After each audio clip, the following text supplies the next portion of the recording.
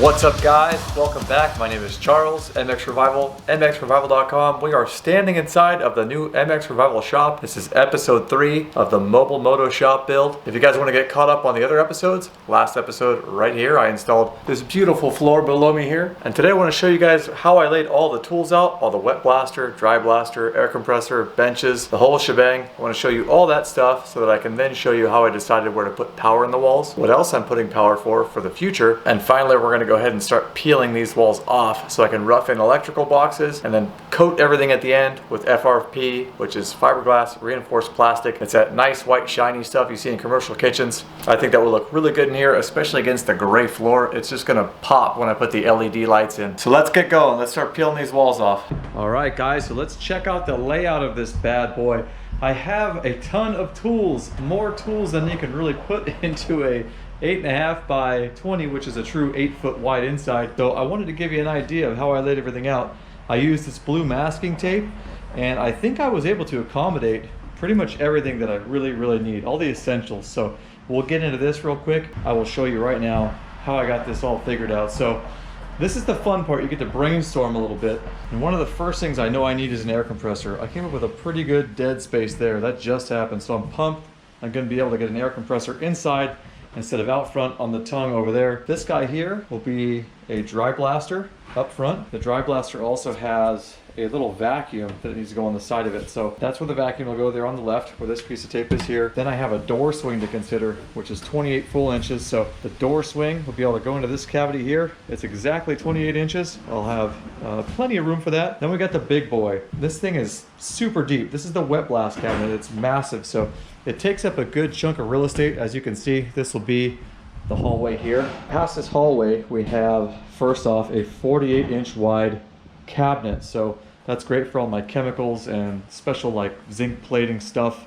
This will be a short desk. We're gonna go ahead and build a box on this wheel well, build it outward so that I can take the wheels off of that desk and then the wheels off of the tool stack. And all three of those components are about 18.25 inch deep. It'll be a nice, thin, streamlined line right there, all against the wall. And finally, off the side of the wet blaster, we're gonna go ahead and chop the legs on an 8-foot table. I'm gonna be able to get my entire 8-foot stainless table in here. I really love that thing. I was not looking forward to going down to a 4-foot table, although it would make it work. Above the stainless table, we'll probably have some cabinetry, and I really feel like at the end of the day, the way things are gonna be left to right, load distributed, are gonna be very even. There's a lot of weight over here. The wet blaster is freaking massive. So couple that with possibly a press right here. We have a little standing press for bearing jobs, whatever it may be. That's going to fit perfect into that pocket. Some of the dead space back here, be able to put a thin rolly cart against the wall there. And then I'll have this space here pretty much from that wall all the way across and then to the tail of all the stainless table there and all of the tool cabinets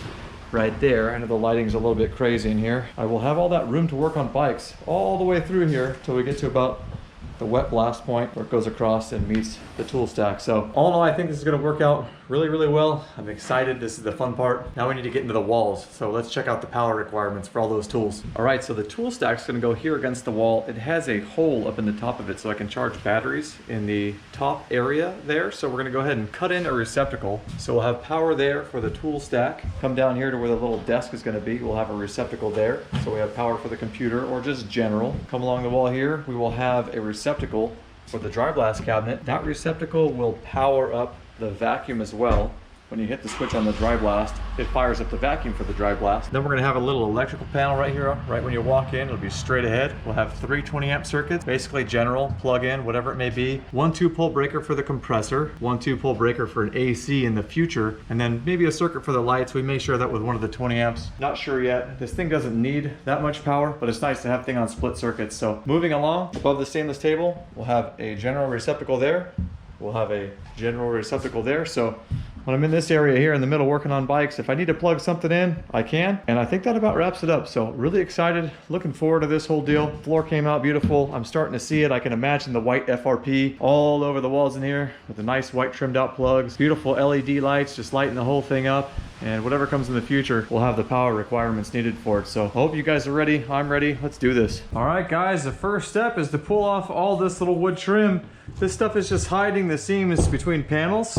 I've also gone ahead and labeled these panels. So 1D, D is for driver, 2 2D, 3D, 4D. It's gonna be kind of obvious because I've picked certain places for receptacles, but just in case it's not, I went ahead and labeled them 5D, 6D. Other side, same thing, 1 through 5 or 6 with a P for passenger side. Up here, just labeled them left and right. So we're gonna go ahead and start pulling off this cheap ass Luan or whatever it's called. And as you can see, it's not a very tough job. So once I get this stuff off, I'll be able to pull some of the main ply. It should be a 3/8 ply off, and then I'll also be able to find out how I want to run my wires, how deep of an electrical box I need for receptacles. And then once we figure that out, we can rough in the walls, cut out the ply, cut out the FRP, start gluing that to the walls, and that's going to be massive progress when that's all said and done. As you can see, as mentioned, that's just the plywood seam. So I'm also going to save all these screws as I pull them out because I want to reuse them and not buy any more. And I'll just keep them in like a little cup or a tin or something. All right, guys, that was the last piece. That probably took about 20 minutes. One thing I noticed that might be kind of a pain in the butt because those strips are so thin and so weak is that about 50% of the staples got left behind. So at first I was thinking, oh, that's going to take an hour of my life that I'll never get back, but you know, going around and pulling them out with a pair of pliers. But I was thinking, why don't I just tap them in with a hammer? So depending on which is faster, probably the hammer tap, I'll probably just do that because I cannot have these sticking out when we put the FRP sheets up, obviously. So definitely need to take care of that. When I put all the wood back up later, I definitely need to make sure that these screws are sunken in enough to not bow the FRP out. I need to go around and pull out all these manufacturing staples from when they put all these little cardboard what have yous in here. But really, I mean, those were 20 minutes and they're out, and I am loving the progress. Also, all this stuff is just going in the trash. I didn't need to baby it. I'm just gonna throw it right in the dumpster. I don't need it anymore. So if you're doing the FRP, you could just disregard all that stuff. Last few little pieces of trim. This trailer has had large Robinson bit screws, small Robinson bit screws, Torx screws, Phillips screws, staples. It has 100 different kinds of fasteners. There's like nothing cohesive about the fasteners they use. It's hilarious. Yeah, that kind of knocks them in nice. See, so there are, some of them fold over like that, and I gotta pull them out with pliers anyways. So it's gonna be a mixed bag. It might just be faster to pull them all out. At any rate, one more thing to do. Let's see, yeah, before you smash them sideways with a hammer, you can get a really nice clean grab. Okay, so pulling them out is much faster than whacking them with a single jack. All right, guys, I just got done with all the staples that held this stuff in. Pulling the staples out with pliers. It took about 30 minutes. It was not as bad as I thought it would be. They came out really fast. Using the hammer was a terrible idea. So once I throw this crap away, I can start peeling some actual plywood panels off the wall and getting an idea of how deep an electrical box we need, as well as starting to rough in the wires. So, all right, here we go, guys. Start peeling panels, see what's back here.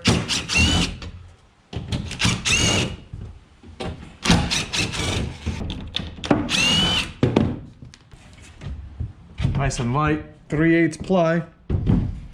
Okay, cool. We have a lot of room, plenty of room for an electrical box.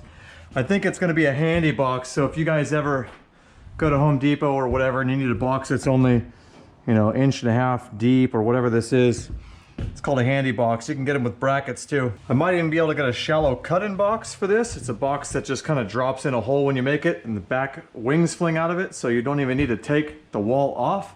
That's not the route I'm gonna go, but I'm also gonna need to consider how I'm gonna support the box, and supporting the box may mean, you know, moving the plug up or down to be able to bolt it onto one of these runners. All right, guys, it actually looks super cool with the wood off. I wish it was this shiny color inside. It would reflect a lot of light really well, be bright all the time.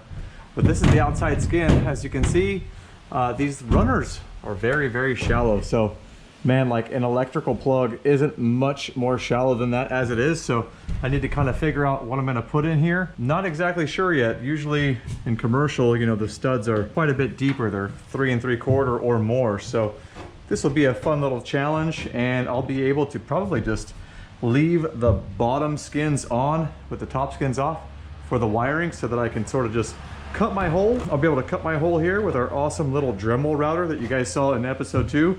when I did the floor, I cut out all the D-rings with it. It was perfect. And that'll really save some time just leaving the lower half on. And even over here where I have these two convenience outlets above the stainless table, same thing. I'll pull the top skins and that should be a wrap. So there isn't a ton of wiring to do in here. Where the panel's gonna go, I really did not want to put a surface mount panel. I think they're ugly. Maybe I can find a nice thin streamlined one. Maybe I can put it back here on the side behind the blast cabinet so you can't see it. But if that's what I gotta do, and that's what I gotta do, I mean, we're already doing a pretty good job of making it happen, so we'll see. I'm gonna keep peeling skins off and then we're gonna head down to Home Depot. All right guys, I'm back from Home Depot. I got the skins of this trailer removed. I got some electrical rough-in going. We picked up the FRP, those shiny white sheets that you see in kitchens that we're gonna do the walls with. And I wanted to show you some of this electrical rough-in and what I got going on over here. All right, let's check out some of this electrical rough-in here, guys. I went ahead and got 100 feet of 12-2. 12 is the wire gauge. 2 is the amount of conductors. You have hot, neutral, and ground in there. The ground does not count as a conductor. So we went ahead and drilled some 1/2-inch holes up in these tracks above, installed a 1/2-inch plastic bushing to keep the wires from rubbing on raw metal and having a short later. I'm gonna run the FRP a little bit high. It's gonna make a really great raceway for this stuff here. And I'll probably try and secure this every once in a while up top just to keep it from moving so much. This is sort of what the walls look like with the boxes roughed in. I'll be able to make up to the receptacle here where you go ahead and splice all the wires. These boxes are extremely shallow and as such they fit really great inside the trailer wall, but there is very limited space to make up a receptacle. So we're gonna have to skin the jacket on this all the way back. Make sure it's really high and tight in there and get really creative like origami with those wires in there. So cool thing is, being that the boxes are plastic, you can't have a short via receptacle faulting on the metal box since they're not metal. But I went ahead and stuffed a receptacle in here. Everything fits really well. There's just enough space. Let's see if we can get a better idea of just how close this is. So I'm pretty much flush with the metal just past it. And that's another 3/8 out from there is what the wood gives us. So pretty wild. These fit just right. I was happy to find them. And so these are actually going to go up on the wall after the FRP. As you can see, they have these little standoffs and they sort of hold out like so on the edge. And on that topic, I had to find some little screws that match the countersink of those mounting holes perfectly, and I did. So that way we don't have any problems when we put the final trim plate on the receptacle with these screws or boxes pushing the trim plate off the wall, which leaves an ugly gap. So I think it's gonna work out really great. All right, let's check out some of that FRP. If you guys aren't familiar with it, or you didn't know what FRP was, I'm sure now you've seen this before. It's a really nice white, almost indestructible to liquids, oils, whatever. You can kind of splash stuff on here, it doesn't matter, but mostly it's gonna make the trailer super bright inside, so I'm looking forward to that. These are all little joiner strips, little caps that go on the edges, you name it. Let's find a joiner here. That's like a seam, if you could see that. Got some glue up there. We bought a trowel to spread the glue, so you basically smear glue all over the place, slap these panels on the wall. And the only other thing to consider is that before I go ahead and put those on the wall, I'm just gonna have to check out where I made these holes, measure over, cut the hole in the FRP. Pretty straightforward deal. I'm gonna try some of our cool new Dremel tools on that. But speaking of those holes, I left a few that I still need to do so I could show you guys how I'm doing it. Basically, I'm taking the box in these locations I pre-figured out, putting the box up, tracing the box, hitting it with the Dremel router, done deal. Then I can slap this piece of wood back up. So let's do one of those right now. All right, so we've got our pencil. I'm gonna go ahead and just draw what I figure to be a good up and down center. It doesn't have to be perfect. These boxes can wiggle a little bit, and also the plugs can be adjusted a little bit. I'm actually also an electrician by trade, so I've been doing this about 16 years commercially, so it's gonna be just fine. So don't get too hypercritical on yourself.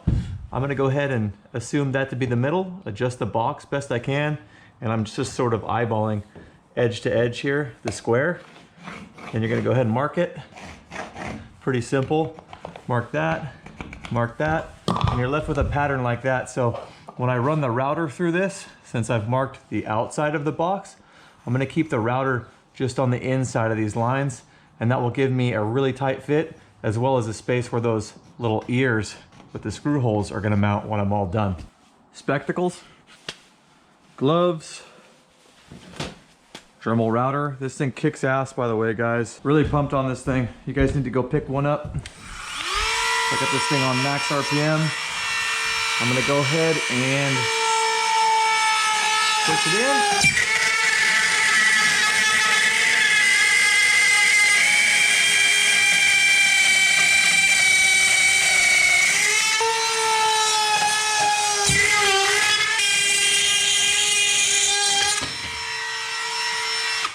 And that's that. So the router does tend to get a little wild, but as long as you stay as close as you can to your lines, you won't have any trouble fitting that box right in there. As you can see, we have a little bit of a gap here, but the trim's gonna cover that. And if you do make a big mistake, you can get trims that are even wider. So fear not, you're also gonna put the FRP on top of this, so it's a second chance to get the hole a little tighter. And then also you can see we have areas to put those little countersunk screws to hold the box into the wall when it's all said and done. So now that I buzzed the hole in that piece of plywood, I can actually put it back up and sneak this wire through. This is gonna be one of the high up receptacles that powers the back of the tool chest for battery station.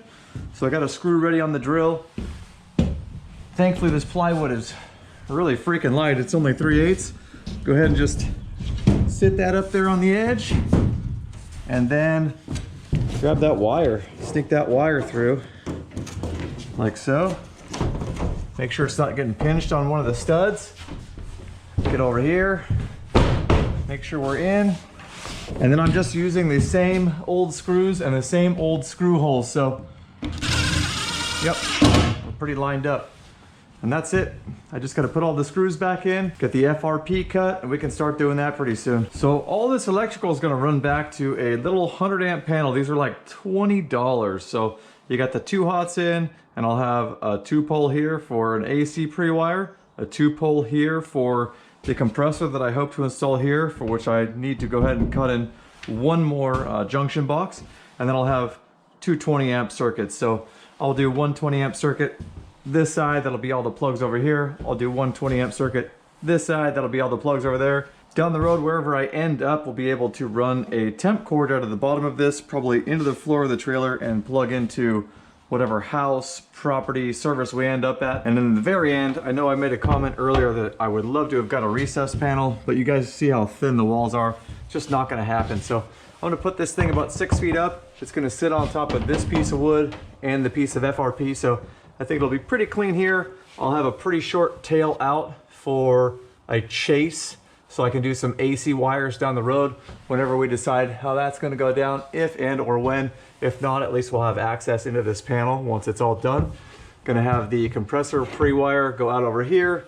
And then as you can see, I have this side, this 20 amp breaker is already daisy chained through all the boxes, ends up at the panel. You leave enough to make up and you're pretty much good to go. So even though the panel is going to be surface mounted, we're going to go ahead and cut some holes in the back of the panel. These wires will be able to come in the back, so you'll never see the wires, and then they'll be able to make up inside the panel. Everything should look really clean when we're done. So that's the plan for the electrical. As for lights, I've looked into some LED light strips, some runners, some 24 volt stuff. They plug into a plug. I may put a plug up here somewhere and then run those transformed LED lights out, maybe on these runners here. They're kind of the perfect spot. So I haven't found anything bright enough yet though. That's the only problem.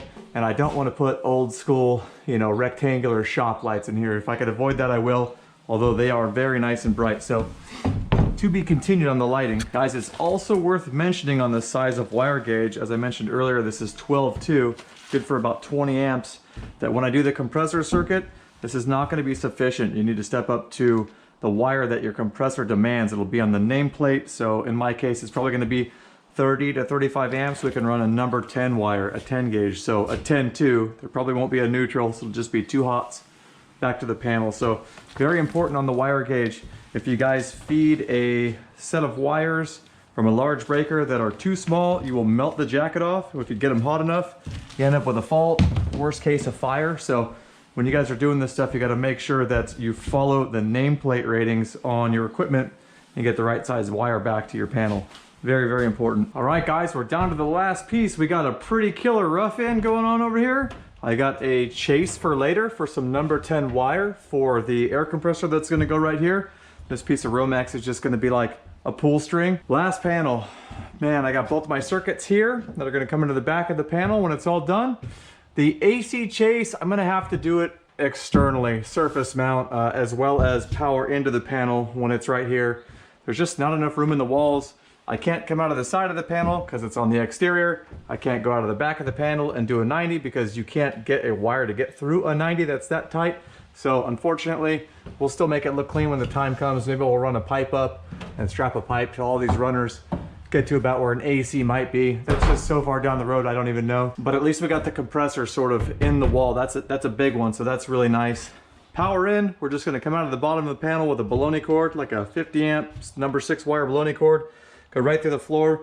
I am gonna finish that floor. At first, I thought that was gonna be a great area to blow holes through the deck so I could get water and power in for power main trailer, water in for the blast cabinet, the wet blast, and then water out for the wet blast. And then I was gonna rhino line it, but I've since moved the wet blast over to this location. So gonna go ahead and put a little bit more flooring in there, maybe a little joiner threshold strip. Not really sure, no one's ever gonna see it anyways. But right now I gotta get this panel up.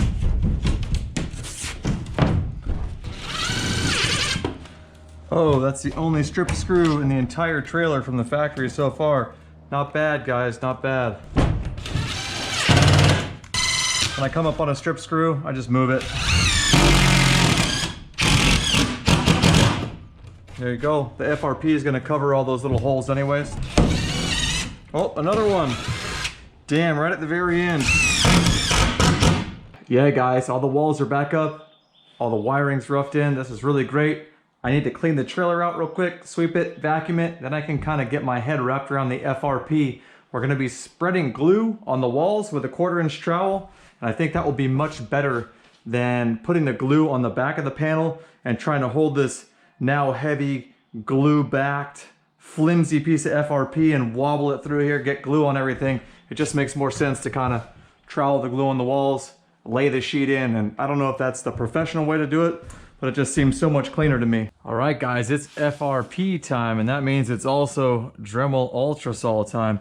I'm super pumped to use this thing. Looks like it cuts just about whatever. I got some FRP out here on a couple of sawhorses. I'm glad these weren't thrown away yet through the move. Got a whole stack of it there. I kind of figured out what I'm gonna do in this corner. As you can see, there's a gap at the bottom of the wall. And also, I don't know if this is called like a dovetail, but the trailer slopes in the back. So I took a measurement from the floor up there and the floor up there. I'm gonna have to sort of cut a diagonal line. And I also saved, just in case I needed them, the pieces of trim that used to be on the wall there. That'll make a great, you know, straight edge for a Sharpie between my two measurements. So that's really awesome. I'm gonna get a couple pieces up in this thing before I try and tell you guys how to do it. So we'll get this Dremel Ultra Saw charging, and stoked to be on to this part of the project. I am really, really excited. I might even throw some equipment in there before I even finish the FRP, just to be like a carrot on a string. Sometimes I need that to be motivated, see a little progress of what things might be. All right, the Dremel comes in a really cool carry case. What else do they have in here? Got a little saw handle. Oh, there's the vacuum attachment. That's gonna be huge. The FRP, I know it's gonna be a dusty mess. This guy here, no idea what that is yet. Battery charger, really cool. Check out the saw. Super light, awesome. I'm gonna be able to see really well what I'm doing. Okay, there's a little V-notch there. Keep my cut straight, I like it. What else we have in here? Directions, just like yesterday. We don't use those, we're men. This is a battery, probably a lithium, which is great. Lithium ion stuff lasts hours and hours and hours. Battery's pretty light. And, okay, one battery. All right, so I was thinking there might be two batteries. I was wrong. It does come with, okay, you got like a cutoff tool style blade and then a bimetal blade. Very cool, that's gonna get the job done easy. I need to get this thing charging, take some measurements on that FRP, and then we're gonna give this sucker a test. Dremel, thank you guys so much for all the support. I cannot wait to try out all the tools you sent me. So far, the router has been incredible. It's made my life so much easier. All those holes for the electrical rough-in really went smooth thanks to you guys. And we're charging. See what else this sucker does. Okay, cool, we can adjust, oh, spring loaded. That's super nice. We can adjust the blade depth with a nice spring-loaded, what you call that? Little trigger safety there, so you can't accidentally bump this thing and saw a hole through your leg. My uncle's done that before. Those guys back in the day, they're carpenters, they're nuts, man. They would pin their skill saw blade guards back, and every once in a while, somebody would freaking buzz themselves super hard. What's this? Okay. Oh, that goes on the top. I thought there was maybe a side location for that. Nope. Even the picture shows it right on the top. So that's cool. Be able to get a nice guide with your saw. I'm excited for this, the vacuum attachment. My vacuum is too big for this. Maybe I'll make a quick little adapter or use some duct tape, but you do not want to breathe FRP shavings. They just, ugh, nasty. Go ahead and put a blade in there. Heck yeah, we're getting ready to trash some FRP right now. Well, it says wood, but you know what? The other this looks like ceramic, like for tile, and this is like a cutoff wheel. This would work too, but this is for like metal. Hold down your trigger lock, and then of course, it's a reverse thread. That's always weird to get used to. I think we're ready to slay.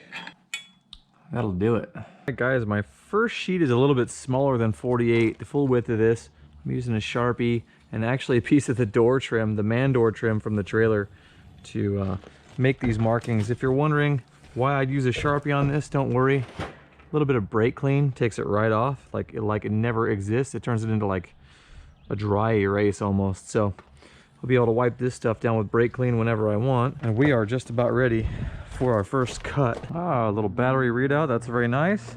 If I sound muffled, guys, I have a mask on, so I don't have to breathe this stuff. I'm gonna just kind of start going for it.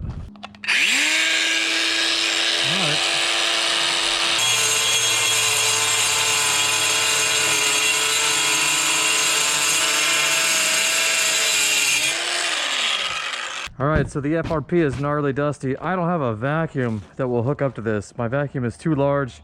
I think that would probably be sort of a safety hazard to hook such a giant bastard up to this thing. So we're in a well-ventilated area, wearing a mask, safety glasses. It's all good. I'll just have to give this stuff a brush off when I'm all done. Alright guys, my next cut is pulled from two different measurements because we have this dovetailed or ramped or sloped piece in the back. I've got an 83.5 inch mark here and an 81 inch mark here. So more or less, for sake of example, when I cross those mark to mark on this diagonal cut, this should be nice and straight, just proving that that's the right angle. So basically, hit that with a straight edge, it should drop right in. Get this stuff good and dusted down before I go back in the trailer with it. This stuff is super, super messy.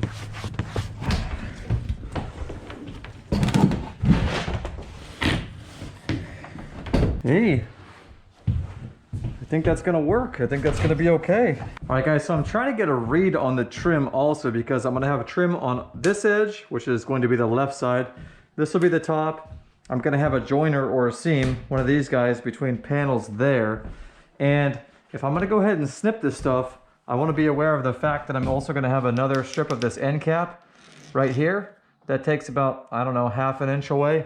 And then also, if I'm gonna put one on the bottom of this strip to make it look clean, I'm gonna need to make sure that there's about a ½ inch cut there as well. So I'm probably just gonna use a pair of sheet metal snips to cut this stuff. Razor knife probably works fine too, but you just wanna be aware that once you glue this on the wall, if this is too long, you're probably not getting it out to trim it or cut it. So think about that stuff, how everything jives together. Same with the strips. When I put the joiner strip in, it's gonna have to be about a ½ inch shorter on this end and a ½ inch shorter on that end in order for the top and bottom caps to go on clean without being pushed out by the joiner.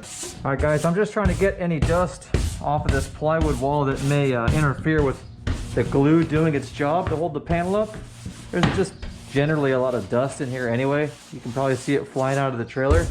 So like I said earlier, the directions say to put the glue on the back of the panel and then try to put the panel up. I kind of think that's dumb. I'm not a professional, but still, I think it'd be easier to throw the glue on the wall and then roll the panel onto the wall. So I'm gonna do that because apparently I'm not good at following directions. So this kind of trowel you need, 1/4 inch by 3/16 with these little triangulated reliefs in it, I guess. I believe it's called a notch trowel. Let's see what's going on with this glue.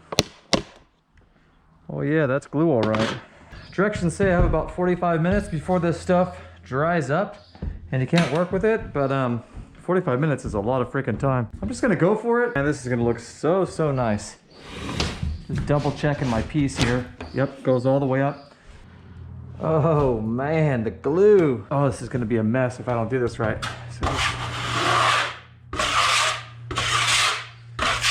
All right, so this is gonna take a while per panel anyway. It says this stuff can be cleaned up with water. And if it dries, then mineral spirits. And I have the panel just laid on the ground right there because I'm just gonna try and roll it straight up so my trim doesn't fall off. All right, here goes nothing. Another cool thing about having the panel laid this way is if I were to drip glue, it would just drip on the back of the panel. Here goes nothing.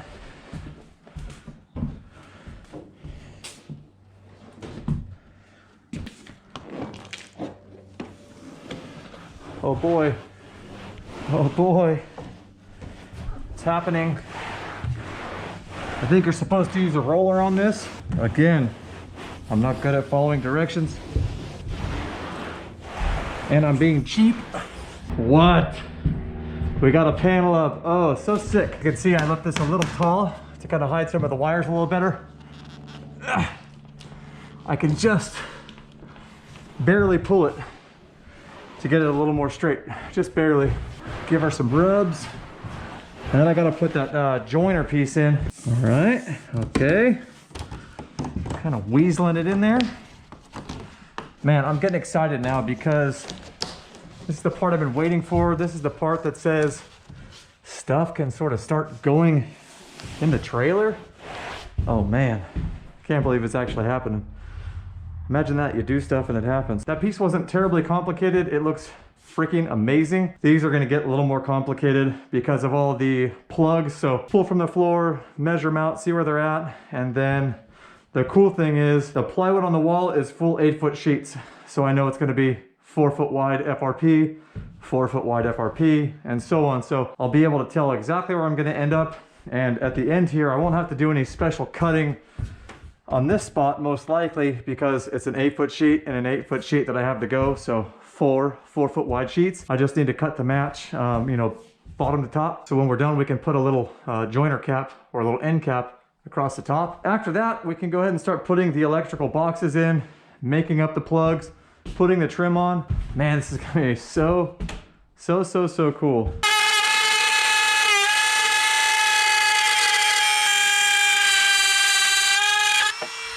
Smooth as silk.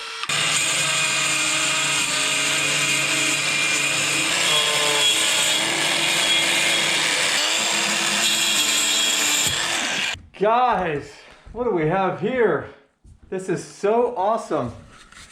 I freaking love it. This is coming together so great. Not only that, but this method of installing FRP is working great. I have the pre-cut sheet on the ground. I put the bucket of glue right on top of it. If I splatter any glue or make any mess, it falls onto the panel. And then when I'm done, I just drop this sheet into the little bottom track here and roll the panel right onto the wall. I cannot imagine following the instructions on that bucket that say, smear the glue on the panel first, and then try and wiggle this big, heavy, dorky piece of junk up onto the wall. Like, what a nightmare. So, glue on the wall first, roll the panel up. It looks so good. My cuts are pretty dang good too, if I do say so myself. Man, really coming along. One wall down. Definitely gonna need some more glue. That looks amazing though. I'm gonna bring a cabinet in here because I can't help myself. I need that little carrot on the string, that motivation to help me see the end result. So I'm gonna bring in the 48-inch cabinet. It's gonna sit right there to the left of that X, right where you see these two little lines. Oh, dude.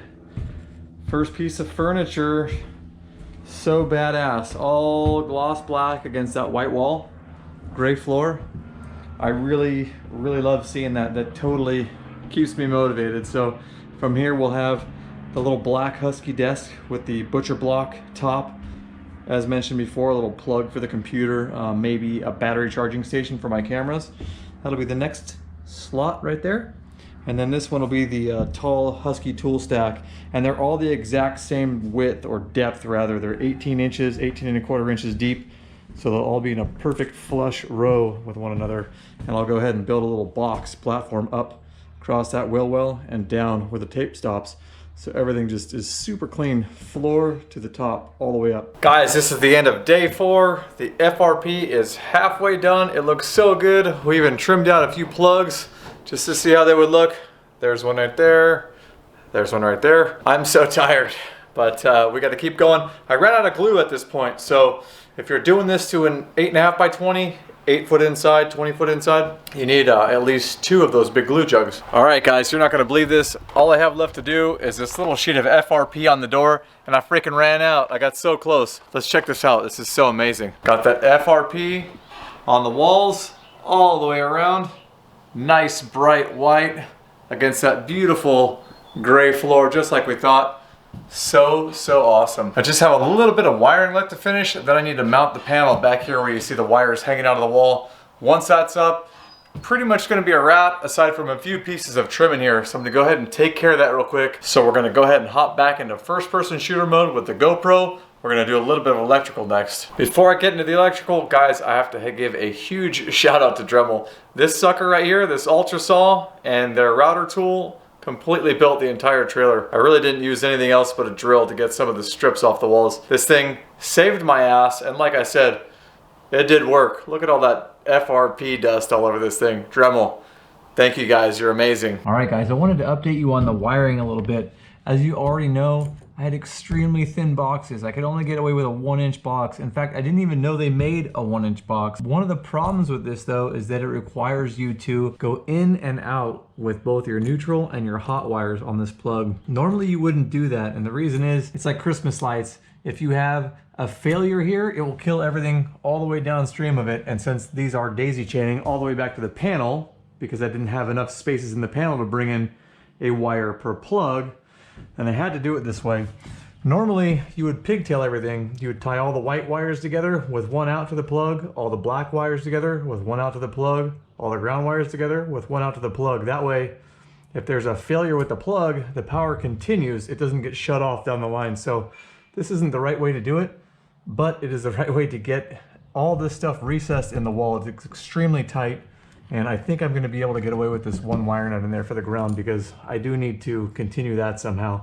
The plug does not have terminals for ground, you know, like it does for the neutral and the hot. So it's going to work. It's not the best way. It works. They obviously make it with terminals so that you can do that, but pigtailing is ideal. And I just wanted to show you guys how I'm getting all this to fit inside this very skinny wall. Guys, it's so tight in there that it's actually bowing the sides of the box as the plug is pushing the wires and that single wire nut back. So like I said, not the exact way to do it, but it's letting us get away with what we need to do to keep everything recessed. I just didn't want boxes on the wall with exposed pipes everywhere. Absolutely hate that. You could also do recessed where it's in the wall still, but then you put a box on the front of the plug and then you put the plug in the box so that the wiring is still recessed. But man, I had to have it this way. All right guys, it's panel time. So as you can see, we have a couple of 20 amp circuits here, 2 of them. I got a 30 amp circuit here. This is for the convenience receptacles. I didn't intend to get a stacker breaker like this. Normally it'd be like a breaker one. This would all just be one breaker, but there just are no breakers in stock because of the whole, you know what, that's going on right now in the country. So actually ends up freeing up another space for the future. So we got a double 30, that's gonna be for the compressor. We'll have a double something else, probably for an AC. I'm assuming an AC is gonna be a 2-pole. It might be a single pole breaker like this in the future. Regardless, I have the left side of the trailer plugs, I have the right side of the trailer plugs, I have the AC, and then I have 3 spots for the future.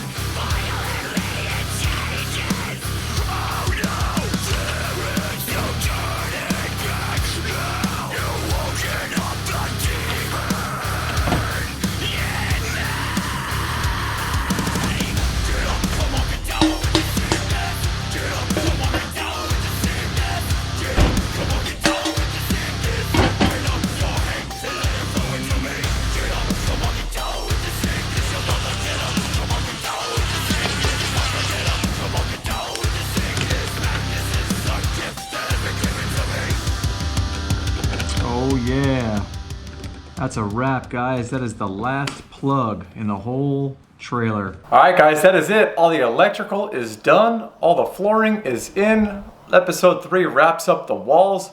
This sucker is just about ready to move into. Special thanks to Dremel for hooking us up with all the tools we needed to get this done. The Dremel Ultra Saw, the classic Dremel, all lithium-ion powered battery tools, absolutely amazing. We really appreciate you guys. Without you guys, we probably would have had some janky tools to get this job done, and that's no longer the case, so thank you very much. For the rest of you, episode 4, we will be moving into this sucker. I appreciate you guys very much for watching. I hope you're enjoying this so far. Please don't forget to like and sub, it means the world to me. And I'll see you guys in episode 4 when we have all the equipment moved in. We'll go on a new shop tour. I'll see you next time.